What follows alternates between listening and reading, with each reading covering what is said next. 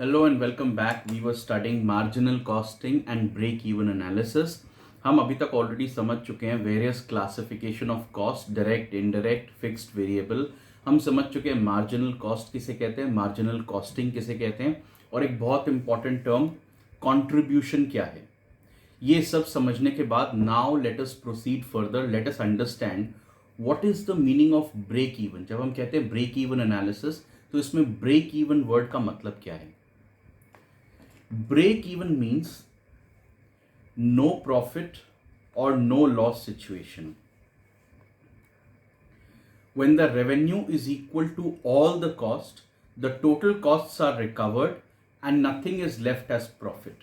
कोई भी business profit कमाने के लिए किया जाता है, लेकिन बिजनेस सेटअप करते वक्त या बिजनेस को रन करने के समय बिजनेसमैन ये हमेशा कैलकुलेट करता है कि मुझे कम से कम कितनी सेल करनी पड़ेगी जहां पर मेरे सारे कॉस्ट रिकवर हो जाएं और मुझे लॉस ना हो. उसके बियॉन्ड जो भी होगा प्रॉफिट होगा.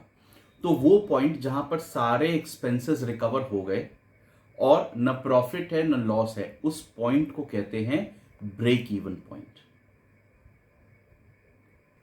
चाय वाले एग्जाम्पल से इसको समझते हैं, जो एग्जाम्पल हमने पहले भी देखा था कि सपोज एक कप चाय बनाने का वेरिएबल कॉस्ट है 5 रुपीज.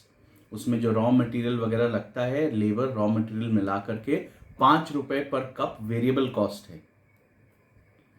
अगर हम इस चाय को 5 रुपए से कम में बेचें तो हम कभी भी प्रॉफिट नहीं बना सकते. ये प्रॉफिट इसमें पॉसिबल ही नहीं है, क्योंकि हर कप चाय के बदले में आपको 5 रुपए से कम मिल रहे हैं. उससे ज्यादा तो उसमें मटेरियल और लेबर लग रहा है. तो हर कप चाय जब आप बेचेंगे तो आपको लॉस होगा, और जितना ज्यादा बेचेंगे उतना ज्यादा लॉस होगा. फिक्स्ड कॉस्ट तो रिकवर हो ही नहीं सकती जब वेरिएबल कॉस्ट भी रिकवर नहीं हो रही. अगर आप इस चाय को 5 रुपए के लिए बेचें, एक कप चाय 5 रुपए की बेचें, तो भी ब्रेक इवन पॉइंट नहीं है, क्योंकि आपने सारा वेरिएबल कॉस्ट, यानी उसमें जो रॉ मटेरियल लगा है, जो फ्यूल कंज्यूम हुआ है, जो लेबर लगा है, वो तो आपने रिकवर कर लिया. लेकिन उसके अलावा कुछ फिक्स्ड कॉस्ट भी हो सकती है, जैसे किसी की सैलरी हो सकती है, आपके टी स्टॉल का रेंट हो सकता है, वो सब अभी रिकवर होना बाकी है. तो ये भी ब्रेक इवन पॉइंट नहीं है. सपोज आप एक कप चाय 8 रुपए की बेचते हैं और उसको बनाने में वेरिएबल कॉस्ट लगता है 5 rupees. So for every cup you are able to sell, आपको 3 रुपए बच रहे हैं. कस्टमर आपको 8 दे रहा है, जिसमें से 5 रुपए तो खर्च हो जाते हैं चाय को बनाने में. अब ये जो 3 रुपए हैं, ये यूज करके आप अपने फिक्स्ड कॉस्ट को भी पे कर सकते हैं. अगर आपने 100 कप बेचे तो आपको 300 रुपए बचेंगे. अगर आपने 10,000 कप्स बेच लिए तो आपको 30,000 रुपए बचेंगे. उसमें से आप फिक्स्ड कॉस्ट पे कर सकते हैं, और फिक्स्ड कॉस्ट को भी पे करने के बाद जो कुछ आपको बचेगा वो आपका प्रॉफिट होगा. इसको एक एग्जाम्पल से देखते हैं ब्रेक इवन पॉइंट क्या है. सेम चाय वाला example. Let's say tea stall का रेंट है 8,000 रुपए. ये जो फिक्स्ड कॉस्ट है, this is nothing but the rent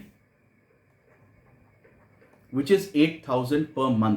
आप सेल करें ना करें इससे कोई फर्क नहीं पड़ता, 8,000 रुपए महीने आपको देने ही है. तो सिचुएशन 1, आपने स्टॉल लगा लिया लेकिन अभी तक कुछ बिक्री नहीं करी है, चाय बना के बेची नहीं है, तो रेवेन्यू भी जीरो है, और ऑब्वियसली जब चाय बनाई नहीं है तो वेरिएबल कॉस्ट भी जीरो है. कंट्रीब्यूशन हमने पहले पढ़ा था, सेल्स माइनस वेरिएबल कॉस्ट को हम कहते हैं कंट्रीब्यूशन, वो भी जीरो है. आपका टोटल फिक्स कॉस्ट 8,000 है, कुछ भी रिकवर नहीं हुआ, तो आपका लॉस है 8,000 रुपए. नेगेटिव प्रॉफिट है, यानी लॉस है. सिचुएशन 2, आपने एक्चुअली प्रोडक्शन स्टार्ट किया और लेट्स से आप एक कप चाय 10 रुपीज के लिए बेचते हैं. तो आपने पहले 1,000 कप्स बना के बेचे, उसमें 1,000 cups of T means 10,000 rupees of revenue. एक कप को बनाने में आपकी वेरिएबल कॉस्ट आती है 5 रुपीज, तो 5,000 आपका वेरिएबल कॉस्ट हो गया, एंड कॉन्ट्रीब्यूशन इज 5,000 रुपीज. मतलब variable cost, raw material, labour वगैरह हटाने के बाद अभी भी आपके पास 5,000 रुपए बच रहे हैं. ये 5,000 रुपए सफिशिएंट नहीं है आपके फिक्स्ड कॉस्ट को पे करने के लिए, यानी मंथ का रेंट पे करने के लिए, विच इज 8,000 रुपीज. तो रेंट पे करने के बाद आपके पास 3,000 रुपए का लॉस होगा। 3,000 आपको अपनी पॉकेट से रेंट देना पड़ेगा, क्योंकि चाय बेच करके तो आपके पास 5,000 ही बचे। अब थर्ड सिचुएशन देखते हैं। आपने प्रोडक्शन थोड़ा और बढ़ाया, इस महीने आपने 1600 कप्स बेचे, तो आपका रेवेन्यू हुआ 16,000 rupees. Variable cost 5 rupees per cup, तो उसका हाफ 8,000 रुपीज। ये करने के बाद आपके पास कंट्रीब्यूशन बच गया 8,000 rupees. Variable cost, variable raw material, labour सब पे करने के बाद 8,000 बचे हैं। This is exactly equal to your fixed cost which is your monthly rent of 8,000 rupees. तो इसमें से आप फिक्स कॉस्ट पे कर देंगे और करने के बाद आपके पास बचेगा कुछ नहीं। इस पॉइंट को हम कहते हैं ब्रेक इवन पॉइंट। इस पॉइंट पर you are breaking even, you have become even, your amount you are saving from selling the product is equal to the cost that you have. So the total cost has been recovered. There is no loss, there is no profit.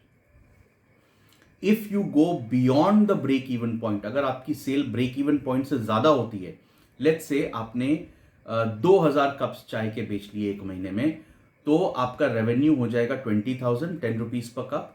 आपका variable cost हो जाएगा 10,000, that is 10 rupees per cup. Contribution आपके पास बचेगा 10,000। Variable cost पे करने के बाद 10,000 आपके पास बचे हैं, उसमें से आप रेंट पे कर देंगे, फिक्स्ड कॉस्ट 8,000, और लास्ट में जो आपके पास बचेगा that is your profit. So if you are before the break even point, you are making a loss. If you are at the break even point, no profit, no loss. And if you are beyond the break even point, you start making profit. उसके बाद जितना ज्यादा बेचेंगे उतना profit बढ़ता जाएगा।